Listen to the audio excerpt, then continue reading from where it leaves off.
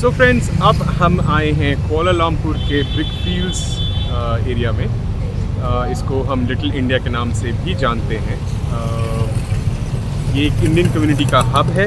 यहाँ पर आप चारों तरफ जब देखेंगे तो आपको ये नज़र आएगा कि कितना इन्फ्लुएंस है इंडियन कल्चर का मलेशियन कंट्री पे। So let's go. हम आए हैं ब्रिकफील्ड्स, जो कि एक मेजर कम्युनिटी हब है इंडिया का। इसको हम लिटिल इंडिया के नाम से भी जानते हैं।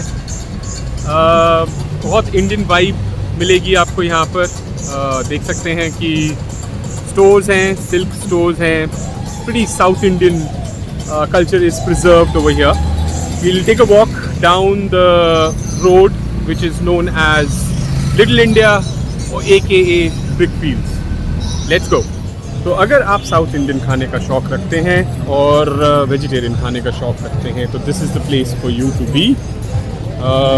You get everything, right from your chicken biryanis to dosas, veg utpams, you name it, you get it. आप देख सकते हैं vibe, it's a very very Indian vibe. Murukku, golgappe, मिठाइयाँ, जो आपको खाने का मन करे वो आपको यहाँ पे मिलेगा. ये एक दुकान है मिठाई की. इंडियन सूट्स, इंडियन खाना, Indian architecture, that's what it's all about. A little brief history about Brickfields. In the 18th century, there was a huge flash floods that happened in Kuala Lumpur, जिसकी वजह से thatched houses were all destroyed. At that point in time, the Britishers went ahead and decided कि यहाँ पर brick production होना चाहिए. ये शहर, ये part of the city is just on the corners of Kuala Lumpur. And that's how the name came into existence, Brickfields. Because सारी labor force Indian थी, तो obviously it also became a hub for the Indian population. आप architecture देख सकते हैं, it is all very very Indian. तो अगर आपका मन है बाल कटवाने का या आपको चूड़ियाँ खरीदनी है कोलालमपुर के अंदर, तो आप वो सब यहाँ पर कर सकते हैं. ये एक साइड था. अभी वापसी में हम दूसरी साइड से चलेंगे, जहाँ पे मैं आपको दिखाऊंगा कि जितने भी इंडियन स्नैक्स हम खा सकते हैं, चना जोर गरम हो, लिप्टन की चाय हो, या आपका तुअर की दाल हो, सब मिलता है. And that is what I personally like about this country. You are in India, you are very much part of India, you feel like you are in India but yet you are living abroad. So That's my way of looking at it. कोई भी Indian community बिना मंदिर के पूरी नहीं होती. हमारी आस्था हमारे साथ चलती है. ये एक एंट्रेंस है गणेश जी के मंदिर की. इसके बिल्कुल साथ में ये मिठाई की दुकान, और दूसरी तरफ आप देख सकते हैं कि हमारे देश के सिंबल और हमारे देश की जाने माने गोलगप्पे, पानी पूरी, जो आप उसको कहना चाहें वो मिलता है. ये इस समय हम दूसरी तरफ चल रहे हैं. यहाँ पे आपको बहुत सारे इंडियन ग्रोसरी स्टोर्स मिलेंगे, जिसके अंदर आपको जो चीज़ आप इंडिया में चाहते हैं या इंडिया में आप यूज़ करते हैं वो स्लाइटली एक्सपेंसिव बट आपको मिलती ज़रूर है. देख सकते हैं मिठाइयाँ, आर्टिफिशियल ज्वेलरी, खाने का. This is a very famous concept और a very common concept in Malaysia कि आप बेसिकली एक फिक्स्ड अमाउंट देते हैं and then you can eat as much as you want. Range of expense और charges is approximately 10 ringgits to begin with, and it tapers off at about 20 ringgits. But 20 ringgit में आप भर पेट खाना खा सकते हैं. अभी जिस दुकान के सामने से हम निकल रहे हैं, इसका नाम है मॉडर्न स्टोर. बहुत ही ज़्यादा भीड़ रहती है इस दुकान पे. You get a lot of Indian stuff. Fortunately मैंने आपको बोला था भीड़ होगी, और भीड़ है. इसमें आपको चिड़वे की नमकीन, चना जोर गरम, जो भी आप इंडिया में स्नैक्स खाते हैं वो सब मिलते हैं.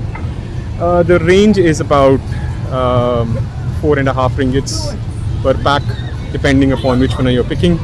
बट जनरली 4.5 रिंगिट में आपका काम आराम से हो जाता है। जो चना जोर ग्राम का पैकेट है वो 4.5 रिंगिट का आता है, क्योंकि मुझे पर्सनली बहुत पसंद है, इसलिए मेरे को उसके रेट्स पता हैं।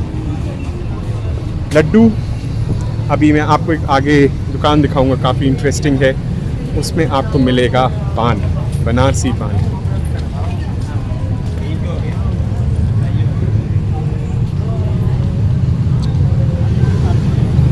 अभी वो अनफॉर्चुनेटली है नहीं, लेकिन यहाँ पे आप बनारसी पान भी खा सकते हैं। अगर आप पूजा में विश्वास रखते हैं और बहुत ज़्यादा पूजा करते हैं तो सारी पूजा सामग्री यहाँ पे आपको मिलेगी। हवन कुंड से लेकर दिया बाती सब अवेलेबल है। ये एक स्ट्रीट साइड स्टॉल है, अगेन इंडियन, सो खाना काफ़ी फ्रेश होता है, सातेज हो। You can see people sitting and enjoying their meal. Food generally in Malaysia is safe.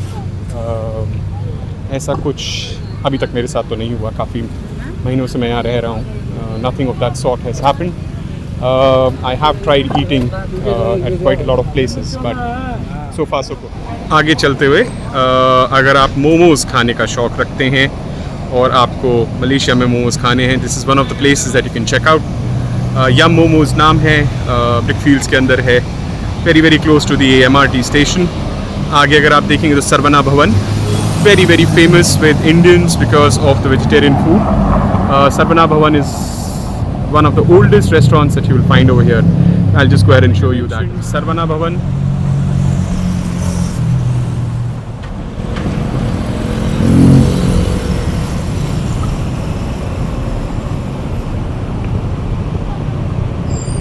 My Mama's kitchen.